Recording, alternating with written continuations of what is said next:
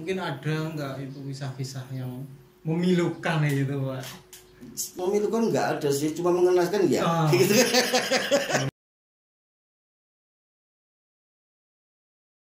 Assalamualaikum warahmatullahi wabarakatuh. Salam jumpa semuanya, sedulur PK, pemirsa dimanapun berada.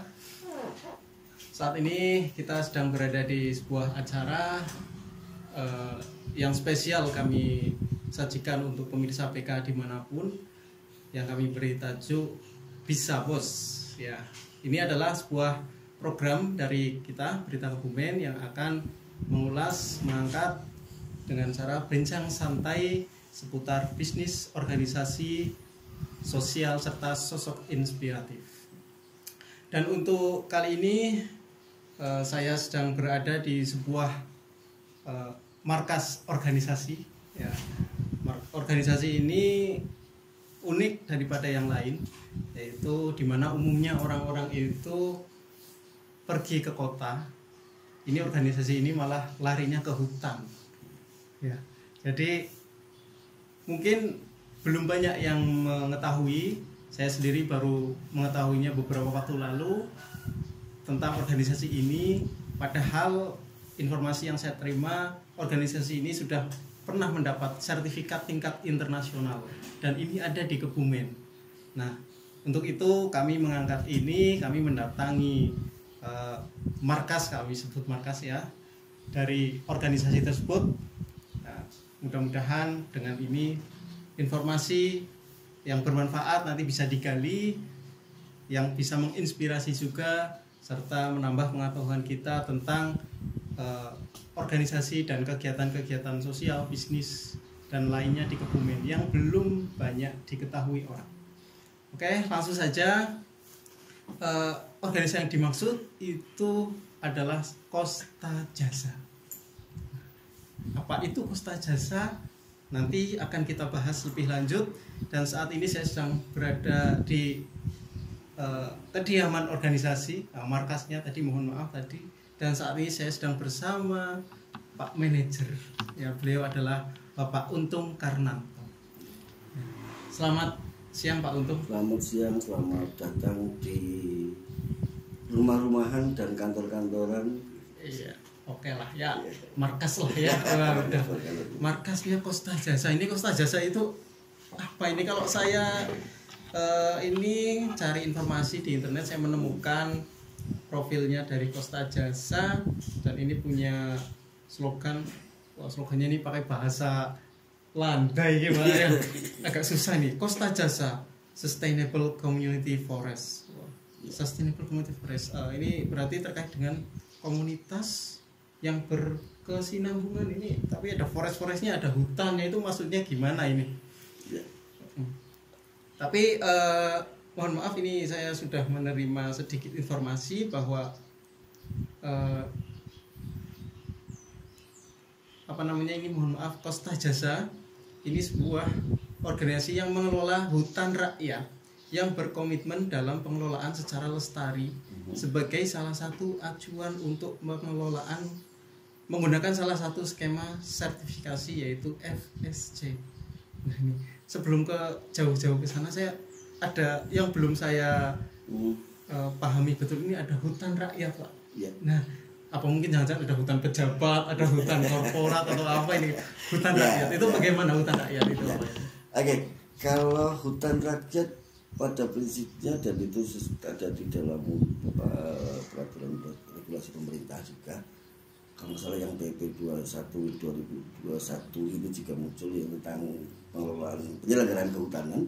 Ada peraturan baru yang intinya konsepnya adalah di hutan rakyat adalah hutan atau hutan yang dibebani alas titel. Alas titel itu atau dibebani alas titel itu berarti ada hutan atau dibebani alas hak, maksudnya hak. Jadi memang hutan rakyat itu adalah hutan yang secara regulasinya, secara legalitasnya dia adalah hutan hak. Hutan rakyat itu sama dengan hutan hak, katakan.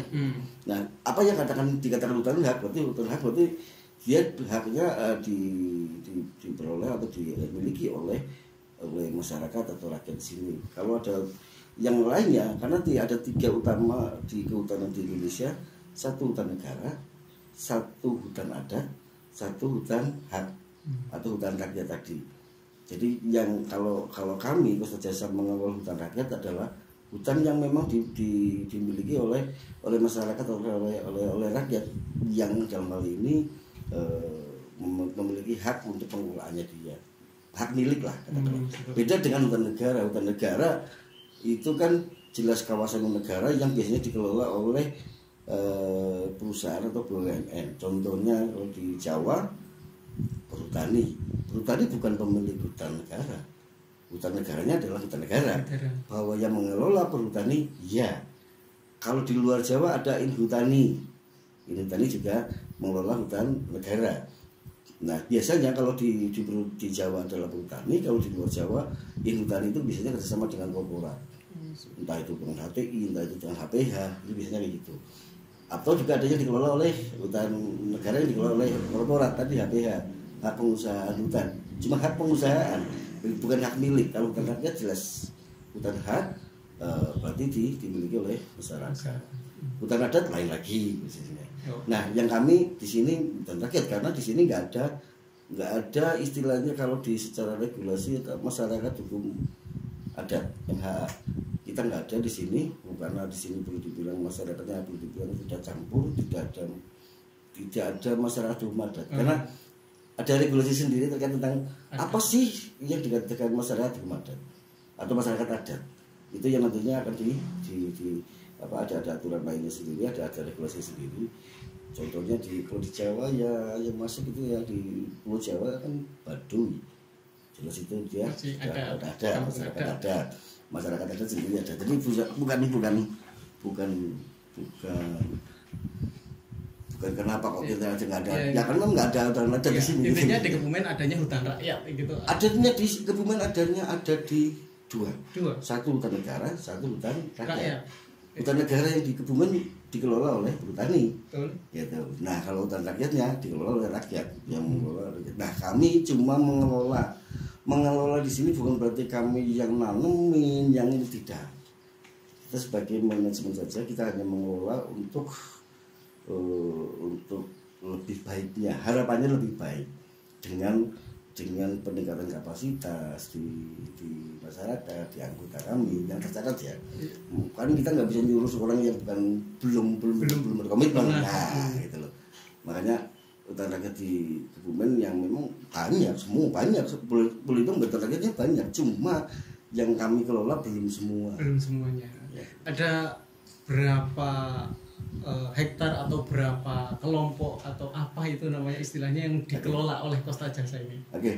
Kalau ini yang sangat membedakan karena kebetulan belum lama kami ada pertanyaan dari beberapa lembaga itu bahwa hutan rakyat itu sebetulnya sangat fluktuatif. Dia bisa membesar, dia bisa mengecil. Dia bisa mengecil karena anggotanya keluar. Dia tidak berkomitmen lagi, berarti dia mengecil. Tapi kalau dia bisa berkembang lagi, bertambah lagi. Hingga saat ini kami ada bekerja sama atau mempunyai kesepakatan bersama itu dengan 27 kelompok tani hutan. Kelompok tani hutan itu ada sebetulnya dasarnya adalah basicnya adalah desa, cakupannya desa. Cuma ada beberapa desa yang tidak memungkinkan kalau dibentuk satu kelompok karena topografisnya nggak memungkinkan atau geografisnya nggak memungkinkan. Jadi ada satu desa yang kita bikin 3 kelompok, itu terutama di Wonoharjo. Karena tidak mungkin kalau kita mengumpulkan mereka jadi satu, karena topografinya sangat tidak memungkinkan kalau untuk kumpul terlalu lama katakanlah. Jadi kita bisa jadi 3 kelompok. Tapi yang lainnya rata-rata satu desa satu kelompok. Jadi sekarang ada di 27 kelompok tani hutan, ada di 25 desa di 6 kecamatan. Split, jadi enggak compact. Enggak compact. Ada beberapa yang berdekatan, tapi agak split posisinya. Gitu ya. Nah, terus untuk pengelolaannya sendiri itu bagaimana? Karena kan hutan itu kan luas ya di Kebumen. Nah, terus ada kelompok yang ternyata juga split ya. Iya. Nah, itu cara pengelolaannya itu gimana? Kembali lagi kami mengelola di sini tentunya tidak bisa, karena kembali lagi hutan rakyat pengelolaannya berbeda dengan korporat yang punya atau BUMN atau petani lah katakanlah, yang dia punya karyawan banyak, yang dia bisa turun karena dia wilayahnya jelas posisinya. Sementara di sini adalah hutan hak yang haknya betul mau diapa-apain ya itu tanah haknya mereka, tanah haknya anggota. Cuma komitmen lah yang kita pegang. Jadi bagaimana sih mereka untuk lebih berkomitmen mengelola lahannya, karena ngomong hutan loh, ngomong kebun, iya kebun itu kalau kita kelola, kita melihatnya dari satu lokasi atau satu petak lahan. Ya kebun si A, kebun si B, kebun si C. Tapi kalau kebun atau kebun itu atau hutan tadi, hutan yang kecil-kecil tadi, kalau digabungkan jadi satu pengelolaan, satu kegiatan, satu pemetaan itu, jadi ya hutan. Karena hutan kan ada hutan isinya juga ada macam-macam kok. Lah emang hutan nggak isinya macam-macam? Ya karena memang di masyarakat Kebumen kan itu kepemilikan hutan rakyat itu tadi kan dalam suatu kawasan hutan yang luas itu ternyata dimiliki oleh banyak orang seperti itu ya Pak? Ya, itu rata-rata boleh dibilang paling hebat 0,25 hektar satu orang. Kalau tuh dia punya 1 hektar katakanlah dihitung ya, itu nggak dalam satu hamparan. Di sini berapa, di berapa. Nah, itu yang berbeda di situ. Tapi itu iya rata-rata di Jawa. Beda kalau di luar Jawa. Di luar Jawa saya pernah ketemu petani, saya tanyain sisanya, mesti punya sisa tanah berapa Pak? Ada sedikit Pak, 30 hektar. Kan beda gitu, karena di sana beda. Artinya ini kan menyatukan mereka-mereka yang yang seperti tadi jadi satu. Karena ada ini penyatuan orang-orang itu kan berarti kita sebut itu sebuah organisasi ya Pak. Ini organisasinya itu apakah dalam wujud yayasan atau apa ini? Oke. Kalau secara kelembagaan kami koperasi. Kenapa kok dipilih koperasi, kok bukan yayasan? Karena kalau bicara yayasan, bagi kami dulu waktu itu kita coba cari apa sih entitas yang pas. Entitas secara kelembagaan, secara legalitasnya yang pas. Kalau pakai yayasan kayaknya nggak pas, karena yayasan lebih banyak karitatif dan sebagai donasi. Walaupun banyak yang yayasan tanda kutip, jangan ngomong ya, banyak yang yayasan tapi dia bisnis, gitu kan itu kan. Padahal kalau dia dari ruhnya kan yayasan dia sosial dan sebagainya. Mau pakai PT kok seperti perusahaan bener, bisnis betul, menggunakan bisnis bener. Nah akhirnya kita ambil koperasi. Kenapa? Koperasi jelas ke istilahnya penguasa tertingginya kan rapat anggota. Betul. Nah jadi betul-betul di sini melibatkan betul anggota juga, betul masyarakat atau rakyat di sini yang terlibat di dalamnya. Karena kenapa kalau kita ambil koperasi tadi ada rasa kekeluargaan yang kuat, jelas sebagai roh dari kegiatan koperasi dimanapun. Gerakan koperasi kan kekeluargaan, tapi bisnisnya pun jalan, sosialnya ada. Karena di dalam pengelolaan hutan rakyat yang kita pakai, skema yang kita pakai itu kan memang ada 3 pilar utama. Satu, aspek sosialnya. Terus yang kedua, aspek kehutanannya, katakanlah atau lingkungannya. Yang ketiga adalah aspek bisnisnya. Jadi kita nggak bisa juga lepas dari bisnis. Karena ngomong bisnis, kalau nggak bisa bisnis, kalau nggak punya uang, gimana mau mengelola? Ya, apalagi koperasi kan harus bertanggung jawab untuk kesejahteraan anggotanya. Betul, tapi juga untuk kegiatan pun juga butuh biaya kan. Jadi Basuki mau peo katakan. Ini orang ya orang duit, iya. Nggak ada modal dengkul nggak ada. Nah, satu hal lagi yang menjadi acuan waktu itu, kita coba dulu sebetulnya koperasi ini dibentuk oleh satu lembaga internasional. Dulu namanya TFT, pertama namanya Tropical Forest Trust, kemudian 2009 diubah menjadi The Forest Trust. Tahun 2019 kemarin dirubah lagi namanya Earthworm. Nah, lembaga internasional ini yang peduli terkait dengan aspek lingkungan, sosial dan kemasyarakatan, membangun hutan rakyat juga di sini. Jadi kalau bicara terkait tentang kelembagaan ya tadi pilihannya ya sudah koperasi. Intinya koperasi lah ya. Paling mendekati dan paling kayaknya enggak itu. Walaupun ada Ya cocok. Ada di awal saya sekali. Di awal itu ada semacam ya entah kata nyindir atau apa ya. Wong koperasi kok isine koperasi kapres tok. Nah, itu kan banyak. Itu banyak terjadi. Nah, kita ingin buktikan enggak itu seperti itu. Nyinyir itu bagian dari kehidupan di Indonesia. Iya, gitu sih. Oke. Nah, terus ini kan berarti ngomong-ngomong masalah koperasi ada bisnisnya gitu. Ini bergerak di pengelolaan hutan. Nah, bisnisnya itu apa? Apakah nanam cabai atau apa gitu? Pada prinsipnya bisnisnya adalah segala hal budidaya yang ada di dalam kawasan hutan tadi. Pada prinsipnya. Tapi kan kembali lagi mau usaha pun ada cara, ada alur yang harus dijalankan. Pengennya istilahnya kayak supermarket, tapi lebih bisa warung ya wes, gitu kan istilahnya. Pengennya kita jualan semuanya bisa dijual, yang ada di situ kita jualan. Tapi kita belum mampu tanda kutip ya, itu banyak hal belum mampu untuk bisnis di bidang yang lain ya kita nggak bisa. Baru kita memang baru bisa di bidang kayunya. Berarti penjualan kayu. Iya, walaupun sebetulnya hasil hutan kan bukan hanya kayu. Betul. Ada namanya HBK, hasil hutan bukan kayu. Nek bahasane wong Karanggayam non timber forest product NTFP. Nah, itu pun bisa baik itu tanaman kawat, empon-empon dan sebagainya maupun yang lainnya. Terus kemudian ini tadi kan disebutkan mengelola secara lestari itu loh ya. Iya. Nah, artinya kayu ketika ditebang otomatis dia kan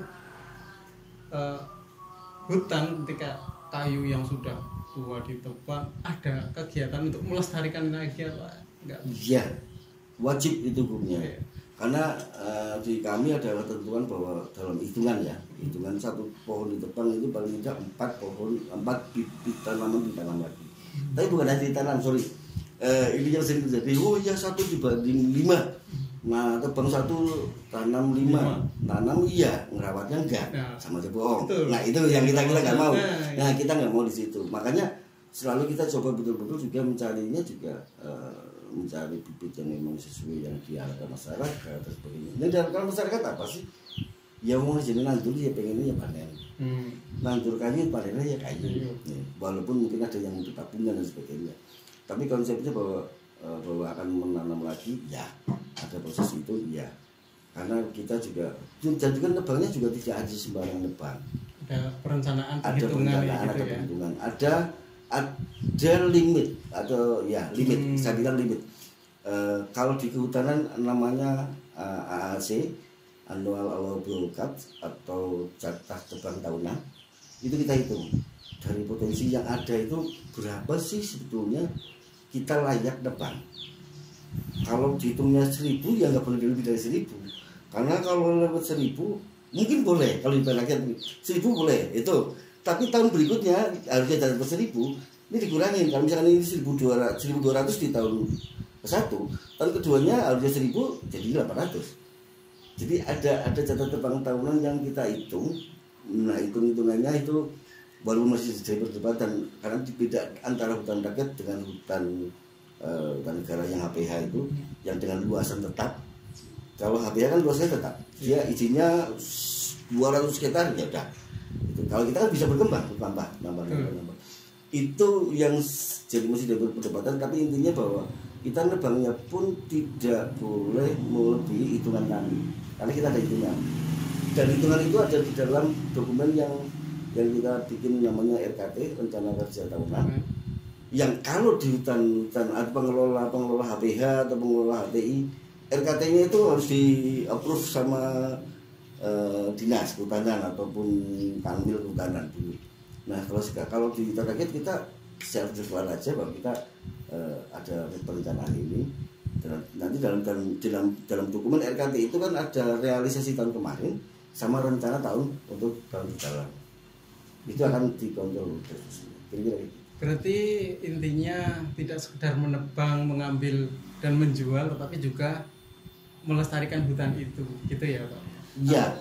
ada nggak misal kita kamu nebang, sebelum itu ditebang berapa lama sebelumnya harus sudah ditanam, itu ada nggak? Enggak Kayak ada. gitu ya. Enggak ada. Cuma kan kita ada istilah masak tebang. Nah, masak tebang berapa sih yang dibolehkan ditanam? Nah, yang dibolehkan memang boleh dilakukan penebangan. Kita paling tidak minimal diameter 30 cm. DBH itu ukuran dada ya. Ukuran dada orang dewasa 130 cm dari tanah. Itu minimalnya. Jadi kalau di bawah itu nggak boleh, nggak boleh secara kebijakan. Tapi kembali lagi, ini hutan hak, ini hutan rakyat. Udah mulai aku dewe kan gitu kan. Nah, itu yang agak repot kita di situ. Tapi insya Allah sih selama ini sih nggak terlalu itu, kecuali dengan kasus khusus. Contoh, ada satu lahan yang ditebang habis. Kita nggak boleh sebetulnya penebangan habis satu lahan, satu hamparan, apalagi kalau hamparannya luas. Tapi kalau di kita kan nggak banyak, apalagi cuma berapa ubin, berapa meter persegi. Tapi sebetulnya nggak bagus kalau ada penebangan yang habis. Tapi kadang-kadang kan masalahnya ini mau tak pakai untuk mau dibangun rumah, ya udah. Gitu kan? Itu faktual di kita. Ada yang ditebang karena untuk bangunan rumah dan sebagainya, ya udah kita tebang. Tapi ada ketentuan yang boleh ditebang adalah 30 cm DBH itu untuk penebangannya.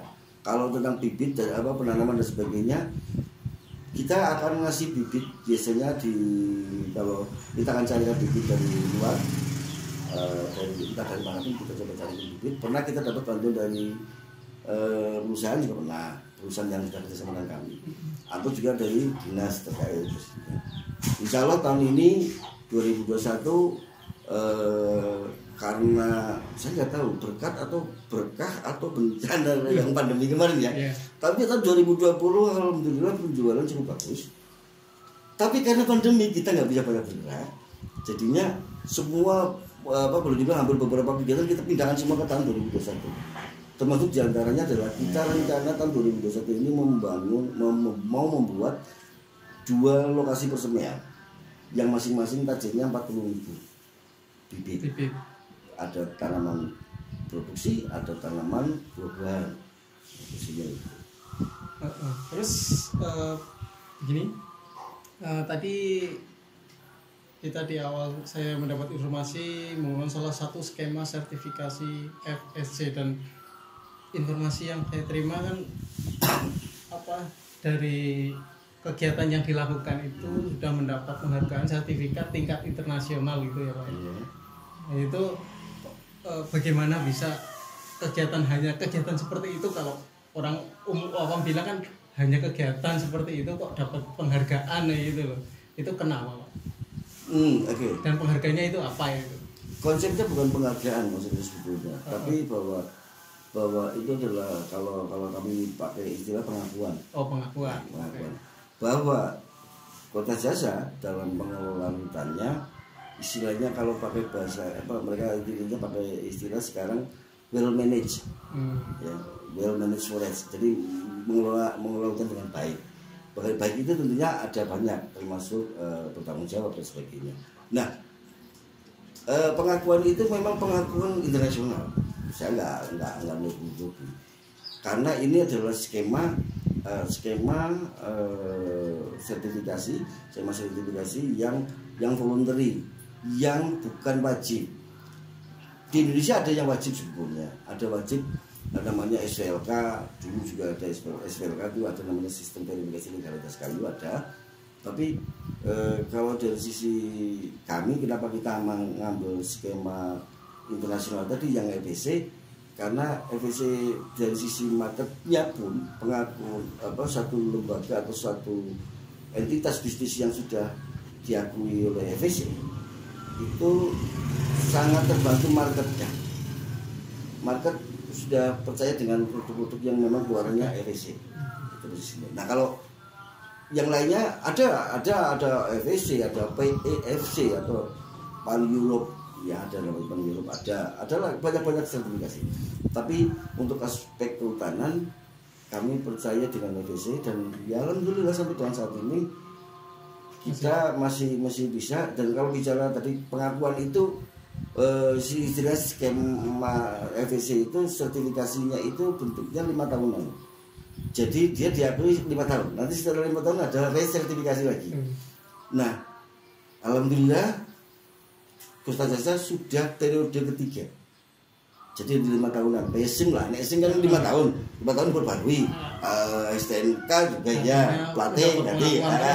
Nah, tapi di dalam 5 tahun itu nanti setelah 5 tahun akan diresertifikasi lagi. Tapi setiap tahun ada audit, ada penilaian. Nah, ini yang membedakan, yang selalu saya tekankan ke teman-teman dan sebagainya. Audit ini bukan berarti kita bagaimana seperti ada kekhawatiran takutan, tapi harusnya audit itu justru kita kan bayar. Kita minta lembaga untuk menilai kita sendiri. Oh, lu sewu, nek aku nek lagi naring apa pengilon, nah benesuk katanya ganteng banget gitu. Tapi kalau orang lain yang lihat kan belum tentu. Oh, ternyata ada ini. Nah, kita minta satu lembaga yang independen itu untuk menilai kami sejauh mana kami bisa memenuhi standar-standar yang dipakai oleh FEC. Ada 10 kriteria, ada 10 prinsip yang harus dipenuhi untuk dapat sertifikat FEC tadi. 10 prinsip itu turunannya ada banyak indikator, kriteria dan indikator banyak sekali. Tapi 10 prinsip itu apakah kita sudah bisa memenuhi belum? Nah, untuk bisa tahu bagi kita ya wes kita kan itu. Tapi kalau orang lain melihat itu beda. Bahasa Jawanya bebek silem ya. Nah, itulah. Jadi karena kembali lagi konsep tadi kan disampaikan ditanya tentang sustainability. Sustainability. Nah, sustainability community forest service. Nah, kami kalau konsepnya dalam audit dan sebagainya dalam berkegiatan pun sama. Kita tetap istilahnya bahasanya orang sini ya continuous improvement terus menerus, nggak bisa kita stuck berhenti, nggak bisa. Kalau berhenti ya wes berarti mesti kena kotak kayak kan istilah gitu. Tapi kalau masih hidup ya kita continuous terus selalu. Dan kita ngambil skemanya FEC memang skema yang voluntary tadi. Terus ini jadi koperasi itu sejak tahun 2007 ya Pak ya? Berarti sudah lumayan lama ya? Ya, nek siki 2007 sekarang 2021 berarti usia kelas berapa tuh? Masih berapa tahun? 19 tahun ya? Gimana? 9 tahun apa berapa? 2021? Ya intinya udah lama, pasti perjalanan itu kan tidak mulus ya Pak ya? Ya. Nah, karena ini bergerak di bidang bisnis penjualan kayu gitu kan, mungkin ada nggak itu kisah-kisah yang memilukan gitu Pak? Memilukan nggak ada sih, cuma mengenaskan ya. Gitu. Mengenaskan ya. Ya. Kenapa saya bilang mengenaskan? Saya kebetulan saya asli Kebumen. Jadi sebetulnya biar lebih clear lagi, dulu itu sebelum ada operasi ini, itu saya ikut lembaga untuk bikin kajian di 5 kabupaten. Banyumas, Banjarnegara, Purbalingga, Cilacap, sama Kebumen. Untuk melihat potensi mana untuk dikembangkan hutan rakyat yang pakai skema FEC ini. Alhamdulillah yang menang Kebumen. Jadi aku rada tuh. Ini gitu kan. Nah, dalam perjalanan waktu memang banyak hal lah. Karena waktu itu saya cuma dampingi ya. Saya tidak masuk di dalam manajemen itu sendiri, tidak masuk di kepengurusan, saya baru pendamping. Itu yang namanya jualan dan sebagainya itu ada fluktuasinya.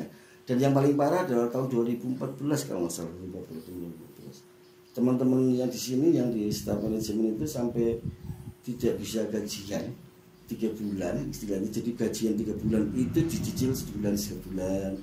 Ada order sebulan bayar kan. Yang biasanya makan mereka sekarang bawa tempolong, istilahnya bawa bekal sendiri. Rice cooker juga ada gitu, masak sendiri. Kayak gitu. Lebih hemat itu. Itu pernah satu kondisi yang sangat parah karena memang pada saat itu kalau kita lihat dari pasar dunia itu sangat berpengaruh. Pasar dunia terkait tentang furniture dan itu lagi drop semua. Lagi drop otomatis ini juga pemerintah juga drop. Yang kebetulan juga waktu itu saya sendiri lagi jarang di rumah karena saya lagi di lembaga saya lagi disuruh keluar Jawa istilahnya, jadinya jarang intens dengan teman-teman. Itu komunikasi bisnisnya agak macet istilahnya. Jadinya Ya itu tadi orang duit dia. Iya. Terus tapi itu sudah bisa dilalui lah ya. Alhamdulillah ya. teman-teman sudah melewati itu. Dalam arti teman-teman melewati itu sempat ya saya tahu teman-teman udah pada cari kerjaan yang lain. Tapi kan nggak kalau sudah tetap di sini kan susah kan istilah gitu. Ya sudah. Akhirnya dengan berjalan waktu alhamdulillah sampai sekarang sudah lewat tidak lama lagi. Tapi intinya bahwa orang ngelihatnya kan sekarang. Udah gini-gini ya. Mungkin kok ya apa? Kan gitu loh posisinya. Biasanya kelihatan nggak orang lihat suksesnya, nggak lihat prosesnya.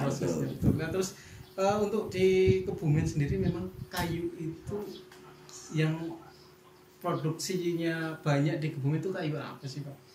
Kalau dari kajian saya dan teman-teman waktu itu di sini potensinya memang sebetulnya yang saya tahu adalah mahoni. Mahoni Pak. Jenis mahoni sangat-sangat banyak. Walaupun mahoni menurut warga, menurut petani, nggak ada harganya Pak. Ya memang posisinya. Tapi itu termasuk yang potensinya paling banyak mahoni. Karena dia kenapa potensinya paling banyak? Ya persebarannya gampang, pertumbuhannya mudah. Nah untuk mahoni gede, misalnya mesti anak-anak alamnya banyak. Istilahnya tukulannya oke, istilahnya itu. Kalau orang hutan ngomong anak alam itu banyak. Tapi selain itu mahoni juga jati juga lumayan banyak, albasia juga lumayan banyak, sonokeling pun banyak.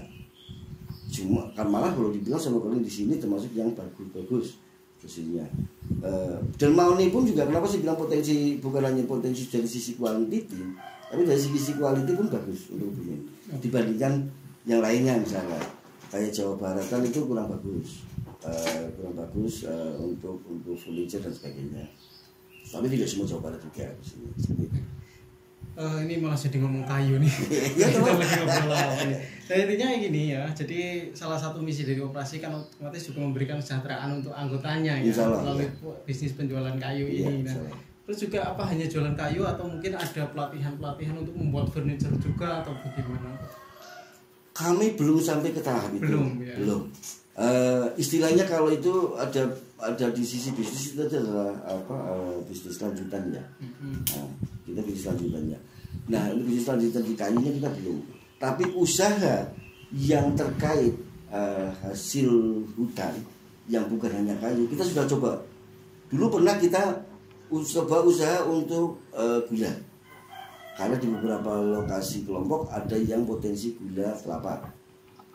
Gula kelapa itu, potensi gula kelapa itu baik yang cetak maupun yang serbuk. Dan waktu itu malah sudah dapat sertifikat halal. Gulanya sudah dapat sertifikat halal. Sempat dapat sertifikat halal dan itu mandiri, tidak ada bantuan dari manapun. Sempat, berarti sekarang apakah masih lanjut atau kita enggak? Kenapa Pak? Itu padahal kan gula itu lumayan itu pasaran. Loh, pasaran apa dulu? Pasaran kalau pasaran biasa saja kita nggak biasa main biasa saja. Itu, kita pengennya yang tidak biasa lah. Extraordinary.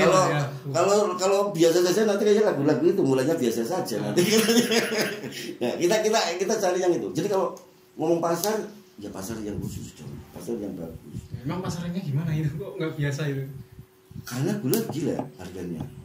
Nggak, maksudnya dari Costa Jasa itu ambil pasar.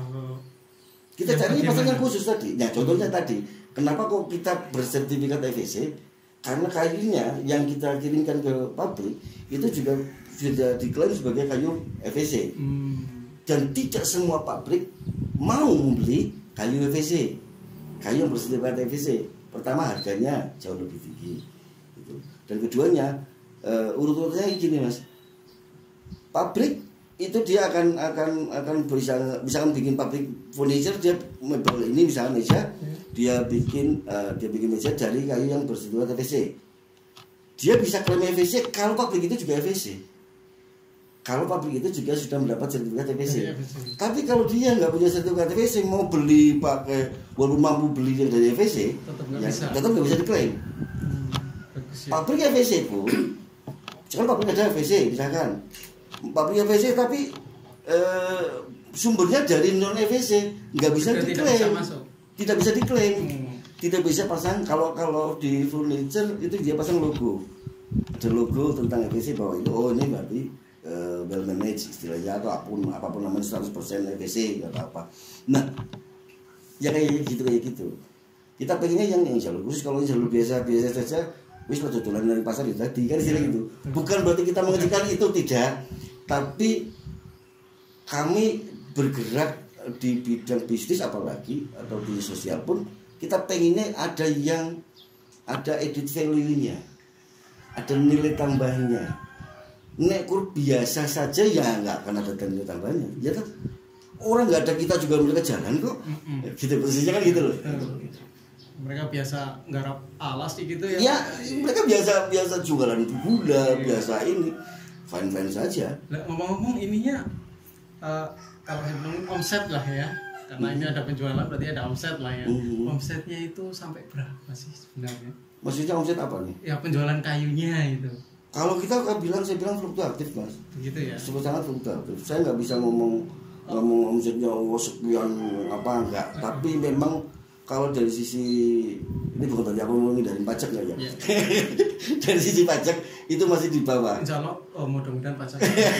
Nggak, masih di bawah konsepnya di bawah. Kan ada kalau nggak salah 4,25 M kalau nggak salah yang harus dipakai audit publik ya, konsultan publik. Kita belum, masih di bawah situ. Tapi walaupun masih di bawah situ, ya masih bisa memberikan SHU ke anggota operasi tentunya yang lebih baik lagi.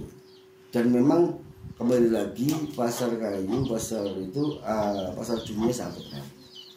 Pasar dunia kemarin tahun 2020 lagi naik, sampai dengan 2021 pun naik lagi. Sekarang ya alhamdulillah masih bagus. Ya. Ngomong kayu ini kan sebenarnya komoditi yang kalau bayangan saya itu kan sulit, Pak, karena kayu itu pasarannya tidak ke orang tapi ke pabrik. Nah, satu yang kedua produksi kayu itu lama, Pak. Jadi kita nggak nunggu 1-2 tahun bisa nebang kayu kan. Nah, kenapa memilih di sini kayu? Kenapa kok pilih kayu? Iya. Ya karena kami pengen juga nilai kayunya ada di value-nya. Gitu ya tadi ya. Contoh sederhana gini. Tadi saya bilang kami ingin bergerak di bisnis harus ada di value-nya. Itu patokan kami. Moga-moga bisa kayak gitu. Tadi saya bilang gula pernah kita coba, itu tadi yang edit value-nya halal. Walaupun dengan biaya sendiri dan sebagainya, pelatihan sendiri itu, walaupun saya dengar tapi biasanya telat.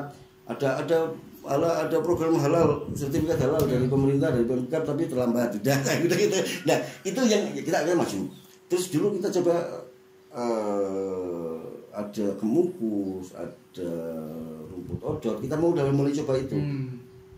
Tapi gagal juga. Gagal kan banyak hal gitu. Pasar kembali lagi, ujung-ujungnya di pasar yang khusus, pasar yang bisa memberikan added value. Nah kayu juga sama, kita juga pengen added value. Kenapa saya bilang added value? Contohnya sederhananya adalah kalau ada petani misalnya dengan jual pohon jati ke albasia ke atau mau nih ke pedagang lokal biasa, ya sudah putus dibayar selesai. Ya. Kalau kami tidak dibayar, ya harganya ditambahin. Walaupun ya tidak naik banget ya seketip lah istilahnya lah, itu ditambahin ya. Ada nilai tambahan satu itu. Kemudian keduanya yang ditebang kan tidak semua desa di Kebumen, tapi yang masuk dalam scoping kami, yang masuk dalam areal kerja kami, yang tadi yang ada MOU dulu. Nah kalau sudah ada kalau sudah ditebang di situ berarti dia ada ikut kelompok yang ada di desanya. Nah nanti dalam kalau misalnya ditebang oleh koperasi itu bisa akan ada kontribusi dari koperasi, ada komitmen dari koperasi untuk memberikan kas ke kelompok berdasarkan jumlah kubikasi yang dijual ke pabrik. Ditebang misalkan dalam satu pohon, misalkan 3 pohon ditebang, ketemunya misalkan umpamanya nih 5 kubik total semuanya, tapi yang spek yang masuk ke pabrik ternyata cuma 3 kubik, ya itu yang dihitung 3 kubiknya. 3 kubik dikalikan nilai rupiah, nanti masuk kas kelompok. Kas kelompok untuk apa? Monggo terserah kelompok. Sekarang kalau jangan jual ke bakul nggak ada kan? Enggak. Ya, itu satu. Keduanya, kami juga ada program mencarikan bibit atau apa sama aja tadi saya bilang tahun ini kita rencana mau bikin bibit. Kita akan kasihkan gratis, free. Cuma free-nya saya udah negosiasi dengan teman-teman kelompok. Kita ini free, tapi tolong diambil. Masuk wis ribu, ini ya lu ya. Diantar. Kan istilahnya kan, Iya, masuk apa istilahnya apa sumur marani timbang kan orang mungkin tahu gitu kan timbang marani sumur tahu logikanya gitu. Makanya oke, free tapi tolong diambil nanti kita kasih kabar, kita jadwalkan biar nggak tempuhan istilahnya, karena ada 27 kelompok, tapi bukan berarti 27 kelompok itu murni tok itu. Kalau memang lebih silakan untuk anggota desa lain, silakan kalau yang membutuhkan. Dan lagi bibit yang rencana tahun 2021 ini bukan hanya produksi, bukan hanya tanaman buah, tapi juga ada tanaman konservasi. Kira-kira gitu. Itu yang membedakan, ada edit value-nya. Itu satu. Belum lagi ada sosialisasi, belum lagi ada pelatihan. Sekarang kalau nebang yang jual di bakul, ya mau arti ono pestisida pakai pestisida di situ ya dilarang pemerintah atau punya kita, itu kan nggak peduli. Artinya tetap kembali lagi menjaga ya, menjaga agar semuanya sesuai dengan apa yang sudah jadi aturan gitu ya. Iya, kita coba ngikutin skema FEC itu karena rule-nya jelas. Walaupun ada beberapa yang bisa di itu, tapi rule-nya jelas, regulasinya jelas. Jadi kita memakai skema itu, komitmen itu. Artinya mengelola hutan tidak asal mengelola dan menghasilkan, tapi ada regulasinya. Iya. Walaupun sekarang, saya koperasi dodolan kok. Nah, apa kalau saya sosialisasi saya harus baru-baru? Ya. Kan tidak tahu itu. Apakah saya kalau misalkan contoh masangin plang situs budaya, kita ada beberapa desa yang sudah kita kenali, tapi karena biaya yang besar, kita pelan-pelan step by step pasang plang situs budaya terkait keterangan bahwa di sini ada situs apa, situs apa, di sini koordinatnya berapa, alamatnya apa, jelas clear. Itu masing bilang apa aku juga woro-woro kan ya, ada yang kayak gitu. Ada pelatihan juga enggak perlu istilahnya. Memang karena kegiatan utamanya penjualan kayu, jadi yang gitu, penjualan kayu, iya. Padahal kalau di sini ini saya lihat ini ada dalam kegiatan pemantauan lingkungan, khususnya dengan banyaknya masyarakat atau anggota KTH itu yang tadi jumlahnya sampai 1000 lebih ya Pak ya. Nah itu yang masih menggunakan air dari sumber mata air, maka Kosta Jasa melakukan pemantauan untuk melihat adakah perubahan mutu air di mata air dalam wilayah kerja Kosta Jasa. Itu maksudnya gimana Pak? Ya, jadi tadi saya bilang kalau bicara pelatihan itu tingkatan kapasitas di sisi sosialnya, jualan kayu dari sisi produksinya, bibit dan sebagainya juga di sisi produksinya. Kalau bicara kehutanan itu kan berarti kalau produksi itu dari mulai bibit itu produksinya. Tapi juga ada aspek lingkungan. Aspek lingkungan pun kita memantau seluruh mata air yang ada di desa, yang ada kelompoknya yang sudah bekerja sama dengan kami, yang sudah berkomitmen dengan kami. Contohnya misalkan mungkin kelompoknya cuma baru 1 RT, tapi kita cakupannya desa. Kenapa cakupannya desa? Padahal mata airnya jauh loh, misalkan ini di RT 1, mata airnya di RT 15, misalkan gitu. Tidak masalah, karena cakupannya kita desa. Kenapa desa? Karena kembali lagi, ini memang sementara ini kami anggap cikal bakalnya atau pionirnya. Ini kan bisa berkembang. Masyarakat kecenderungan di kita adalah wait and see. Ya. Kalau sudah kelihatan. Nek wis delok apa melu aku. Nah, itu tapi sebelumnya enggak berani. Dia cenderung gitu. Jadi kalau belum ada bukti pasti enggak akan itu. Jadi ini maka airnya di sini. Ya kita cek. Karena ada kekhawatiran nanti siapa tahu dia ada perkembangan sampai ke dekat situ, terus mata air itu dipakai oleh masyarakat yang di situ. Nah, pemantauan itu dilakukan kita setiap tahun sekali. Pemantauan itu lebih pada untuk melihat apakah masih layak sebagai bahan untuk sumber air minum. Kalau bicara air minum kan tidak langsung diminum toh, jadi olah dulu. Nah, apakah masih layak apa enggak? Itu satu. Belum lagi yang debit sungai juga kita lihat. Jadi kalau ada desa yang dialiri sungai, kita akan ambil inletnya maupun outletnya. Dan itu diambil kalau debit sungai kita ambil dua kali dalam setahun. Jadi di musim, katakan musim kemarau sama musim hujan. Apakah ada perubahan enggak? Lebarnya berubah enggak? Ada tingkat erosivitasnya gimana? Itu satu. Belum lagi ada beberapa titik pantau yang kita ambil itu untuk melihat sejauh mana laju erosi tanah. Kita pakai sederhana karena Sewu kita bukan perusahaan yang atau punya tenaga ahli pertanahan dan sebagainya, tidak ada. Tapi kita coba pantau dengan hal yang sebenarnya sekali, kita pakai stick pantau untuk melihat seberapa dalam 1 tahun itu ada penurunan berapa sih erosinya. Nanti kita akan lihat. Itu ada beberapa titik kita di Karangayam ada, di Bening ada, kemudian di Wonorejo ada, di Jayang Plet juga ada di sini. Jadi kita ingin lihat sejauh mana sih tingkat erosinya gitu. Jadi bagus ini ya, jadi tidak hanya mengambil keuntungan dari hutan, tetapi juga memperhatikan kehidupan di lingkungannya, seperti itu ya. Karena airnya pun diperhatikan tadi ya. Iya. Ya, begitu ya. Jadi istilahnya air pun diperhatikan, apalagi anggotanya kan gitu kan khususnya kan gitu. Terus ngomong-ngomong perhatian ke anggota. Kira-kira ada nggak sih maksudnya perubahan status kondisi ekonomi, karena ini kan bisnis ya. Para anggotanya sebelum dikelola oleh Kosa Jasa atau sebelum bergabung dengan Kosa Jasa, setelah bergabung itu mungkin mereka merasakan manfaat lebih atau enggak apa gimana gitu loh. Testimoni ada nggak misal dari masyarakat? Kalau testimoninya sebetulnya jangan tanya, itu jangan bertanya ke saya. Iya, ini tapi karena saya pernah mendapat pengalaman itu.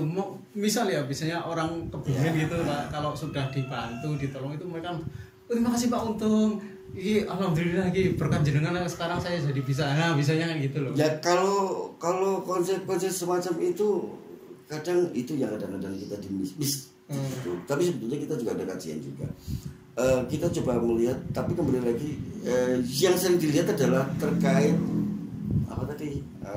manfaatnya atau dampak positifnya. Itu kan selalu dilihat lebih pada ekonomi seringnya. Betul. Padahal kami sendiri mengakui dari kajian kami bahwa sumber ekonomi dari kayu itu adalah pendapatan 1/4 dari pendapatan rumah tangga. Jadi makanya kadang-kadang kita kalau lagi musim panen tadi kita nyari tenaga, kalau lagi ada muat sulit cari orang karena lebih baik dia ngurusin gabahnya. Ada petani yang istilahnya, padahal ini bukan petani ya, istilahnya Nunsewu saya nggak tahu, dia bekerja aja lah, buruh tani lah, dia nggak punya sawah, tapi dia lebih baik garap sawah panen yang dalam 1 hari dapat sekian kilo gabah. Kalau kita kurs dengan gajinya, kalau dia muat itu masih tinggi muat. Ya, nanti tinggi muat atau itu tinggi garat, lagi ngangkut kayu itu lebih tinggi. Tapi mereka kan ada Nunsewu nulis duit gabah kan aja. Ya kan? Padahal sih ayam mereka dengar nek dulu sini gitu loh. Nah, ini yang ini sulit sekali di mindset lah ya. Mindset itu sudah mindset. Ya, nah, tapi kembali lagi ekonomi di masyarakat petani itu kayu boleh dibilang belum menjadi pemasukan utama. Belum. Tapi bahwa ada nilai tambah harusnya iya. Kembali lagi mereka tadinya nggak ada banyak lah. Contoh sederhana, ada satu ingat sekali almarhum dulu, sekarang ada almarhum itu di desa Celapat. Dulu dia nanam bako itu kalau nanam ya dari kandang langsung dibawa di lahan. Tapi setelah kita edukasi, Pak ini ada bikin pupuk kompos dan begini lagi, akhirnya dia merasakan hasilnya bahwa dengan dibuat kompos itu pendapatannya boleh dibilang hampir 30% naik si tembakau itu. itu dengan jumlah yang tanaman yang sama itu tembakaunya naik 30%. Itu sampai dia, aku ingat sekali dia bikin pupuk komposnya itu di emperan rumahnya itu, di emperan rumah, dan itu di kompos itu. Memang kalau kompos yang bagus kan nggak akan bau. Nah dia bagus, betul bagus. Sekarang udah aman. Tapi ada juga kembali lagi merubah mindset itu yang sulit. Memang ya kesulitan kita kalau hubungannya dengan masyarakat itu merubah mindset memang. Nah kembali lagi contohnya tadi pemakaian pupuk, petani cenderungnya yang cari yang gampangnya kan istilahnya. Makanya saya kalau saya sosialisasi ke kelompok, saya bilang MCU Pak, saya doanya mungkin bagi bapak-bapak jelek. Saya harapan saya semua pupuk harganya 1 on 100.000 biar gak bisa beli. Biar gak bisa beli kenapa? Ayo bikin. Nah gitu loh. Karena sumbernya banyak. Tapi kan tidak. Ada yang udah kasih contoh, jadi yo apik kayak ya cuma ngomong doang gitu. Gak ada action dia mau berat itu tidak ada. Sulit. Memang seperti itu. Jadi saya tahu Pak, ternyata di Kebumen ini ada ternyata sebuah organisasi koperasi yang fokus di pengelolaan hasil hutan lah ya ibaratnya. Ya walaupun koperasi ini saya sering-sering dapat salah telepon ya. Gimana Pak? Itu pengalaman itu? Oh itu pengalaman juga, ini banyak. Karena kebetulan nomor telepon yang dipakai untuk alamat di web maupun di web maupun apa itu alamat telepon saya. Banyak yang tiba-tiba nanya, Pak bisa nggak 3 bulanan? Pak bisa nggak ngambil operasi sekian? Loh kita bukan koperasi simpan pinjam. Karena konteksnya rata-rata kalau ngomong koperasi simpan pinjam. Makanya tadi di awal saya bilang ini unik daripada yang lain. Kalau umumnya koperasi itu kegiatannya itu simpan pinjam, jual beli apa, ini kok malah larinya ke hutan gitu kan ini. Ya tapi memang ada juga bukan, saya nggak mau munafik ya, bahwa di anggaran dasar koperasi itu jelas Kosta Jasa itu diperbolehkan untuk berusaha simpan pinjam, tapi harus terlepas dari bisnis utamanya. Bisnis utamanya apa? Jual beli kayu tadi. Tapi memang sampai dengan saat ini kita belum berjalan yang simpan pinjamnya. Kenapa? Ya saya selalu kalau pas kira saya suka tanya siapa yang sanggup ngurusin, gak ada yang sanggup. Karena rata-rata mereka tahu bukan koperasi simpan pinjam, nanti pinjamnya simpannya enggak. Nah itu kan repot istilah gitu. Kira-kira kayak gitu lah. Jadi ya memang. Nah Kosta Jasa mencoba tetap konsisten, tetap di situ walaupun tetap kita usaha yang lainnya. Tadi kan yang kayunya sudah kita coba sebagainya, tapi juga kalau belum ya sudah gitu. Lalu banyak kenapa nggak itu loh? Emangnya bisnis itu cuma bisa bikin. Kalau bikin petani disuruh bikin apa, dilatih cepat bisa. Tapi marketnya itu belum tentu. Kalau market biasa, wis dolen pasar ya gaji. Tapi kan kita nggak pengen kayak gitu. Kita pengennya yang ada nilai value-nya, apa added value-nya, ada nilai sustainable lah ya. Iya, paling tidak di situ ada added value-nya dan sebagainya. Itu yang kami pikirkan. Namanya juga ya mencoba masih menjalankan visi itu. Ya, mudah-mudahan bisa mencapai visi-visinya lah. Amin. Ya wong namanya usaha ya. Jenenge usaha wong apa? Orang nggak usah ya repot nanti kalau nggak usah. Ya semua kalau diusahakan ditelateni insya Allah ya adalah manfaatnya. Jarine apa Ustadz sing biasa dolan ning omahku biasanya jarine kudu istiqomah jarine. Kira-kira kayak gitu lah. Dan saya mungkin juga kenal Ustadz. Oke, terima kasih. Oke. Terus karena ini bentuknya koperasi organisasi itu tadi kan bisa berkembang juga. Artinya ada anggota baru, wilayahnya makin luas. Nah, itu apakah setiap orang bisa bergabung atau ada kriteria khusus seperti itu? Kriteria khususnya ada. Tapi pada intinya namanya koperasi. Jadi di kita ada 2 jenis keanggotaan. Kosta Jasa ini biar ya. Kosta Jasa itu kan singkatan. Singkatan dari Koperasi Taman Wijaya Rasa. Ngerti kan Taman Wijaya Rasa. Itu yang apa ngasih nama itu kesepuan semua itu waktu itu khususnya. Koperasi Taman Wijaya Rasa singkatnya Kosta Jasa. Keanggotaan di Kosta Jasa ada kalau di anggaran dasar itu ada 3. Ada anggota koperasi biasa, anggota luar biasa ada, anggota hutan rakyat itu sendiri. Nah, kalau bicara di anggota hutan rakyat itu seluruh warga Kebumen bisa menjadi anggota hutan rakyat dengan catatan dia bergabung dalam satu kelompok. Berarti yang bergabung itu kelompoknya. Kita melihatnya kelompoknya. Jadi kayak gini, misalkan ada warga Kebumen kota, dia, aku boleh nggak masuk jadi anggota hutan rakyat? Boleh. Pertanyaan kami syarat pertamanya adalah tadi dia warga Kebumen, kedua dia punya lahan tapi lahan kering, bukan lahan basah, bukan sawah, yang nanti didaftarkan itu harus dikopi KTP dan itu dikopi. Nah, kalau dia punya lahannya di mana? Oh, adanya lahannya di daerah misalkan mana ya? Taman Winangun. Nah, di Taman Winangun ada kelompok belum? Kalau belum ada ya bentuk kelompok dulu di situ. Tapi kalau belum ada, kalau nggak ada kelompok ya kita nggak bisa. Karena nanti kembali lagi hierarkisnya kan dari kota jasa pengurus ke manajemen di sini dengan pengurus kelompok baru ke anggota kan. Nah kalau nggak ada itu nggak ada. Jadi anggota rakyat boleh siapapun, tapi dengan syarat dia masuk di anggota kelompok.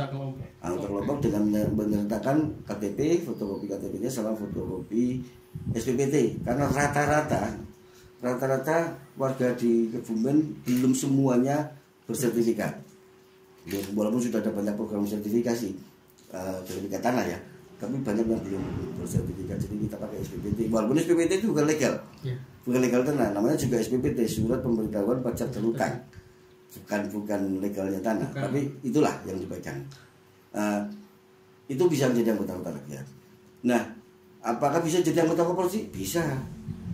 Syarat utamanya menjadi anggota koperasi dia harus jadi anggota rakyat dulu. Nah, kalau anggota rakyat itu cuma mengumpulkan fotokopi itu tanpa ada pungutan apapun. Yang penting berkelompok, kalau ada undangan di kelompok ikut, ada kegiatan ikut. Nah, cara jadi anggota koperasi, anggota kelompok dulu. Kalau sudah menjadi anggota kelompok, baru dia menyerahkan yang lainnya. Termasuk di sini ada simpanan pokok, ada simpanan wajib. Simpanan pokok dari tahun 2007 sampai dengan sekarang belum berubah.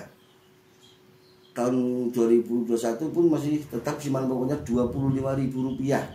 Itu dibayarkan sekali selama dia menjadi anggota simpanan pokok. Dan itu bisa dicicil lagi Rp25.000. Padahal dengan tunggu es krim belum ya, istilah gitu. Nah, kemudian simpanan wajibnya itu baru tahun 2011-an kalau nggak salah itu baru naik. Tadinya awal tahun 2007 itu simpanan wajibnya per bulan cuma Rp1.000. Sekarang naik jadi Rp3.000. Iya. Nah, umpamanya setahun bayar kan cuma Rp36.000. Ya toh. Jangan nongkrong di coffee shop lebih dari Rp36.000 kan istilahnya gitu dah. Itu yang itu. Tapi mungkin juga karena terlalu kecil itu, jadi banyak anggota yang pada malas bayar. Tapi itu tidak masalah. Tapi yang jelas biasanya kalau itu hitungannya nanti di pas lagi rapat anggota tahunan potongnya SHU, oke. Gitu. Jadi rapat anggota koperasi boleh. Tapi harus syaratnya jadi anggota tanda rakyat. Oke, ya terima kasih. Berarti intinya di sini kita tahu ada sebuah koperasi yang anggotanya adalah dari anggota hutan rakyat. Seperti itu. Betul. Oke, terima kasih sekali Pak Untung. Ini mohon maaf mengganggu waktunya. Terima kasih banyak informasi yang baru yang saya terima ini terus terang, dan mudah-mudahan hutan-hutan di Kebumen bisa memberikan kontribusi untuk kesejahteraan masyarakat di Kebumen. Apalagi setelah dikelola dalam wujud koperasi ini ya Pak ya. Amin. Tapi memang mohon maaf kami baru bisa bergerak di Kulon Lukulo. Iya. Okay. Karena di Kulon Lukulo dari 2007 sampai sekarang masih di Kulon Lukulo. Konsisten di situ sementara. 2021 moga-moga bisa kita masuk ke Wetan Lukulo. Amin. Jadi untuk yang di sebelah timur Lukulo siap-siap saja. Jadi ingin bergabung ya, silakan bersama Kosta Jasa bersama Pak Untung dan rekan-rekan. Oke, terima kasih Pak. Ini karena waktunya sudah cukup lama ya, mungkin lain kali kalau bisa berjumpa lagi kita bisa ngobrol lebih lama. Untuk saat ini terima kasih, dan untuk pemirsa kita ingatkan ya, kita melaksanakan kegiatan ini, acara ini untuk memberi memberikan informasi yang baru atau informasi yang bermanfaat untuk masyarakat, khususnya pemirsa kita, studio PK. Ya, agar tidak tertinggal, monggo jangan lupa subscribe, like, comment, and share. Wah, biar kayak YouTuber lah. Ya, terima kasih Pak. Oke, sama-sama, terima Sampai kasih. jumpa. Salam buat teman-teman PK semua. Ya, waalaikumsalam. Salam juga untuk semuanya pemirsa dan Pak Untung. Salam juga untuk anggotanya. Mudah-mudahan semakin sukses. Amin, amin, amin, amin. Saya sekian. Assalamualaikum warahmatullahi wabarakatuh. Waalaikumsalam warahmatullahi wabarakatuh.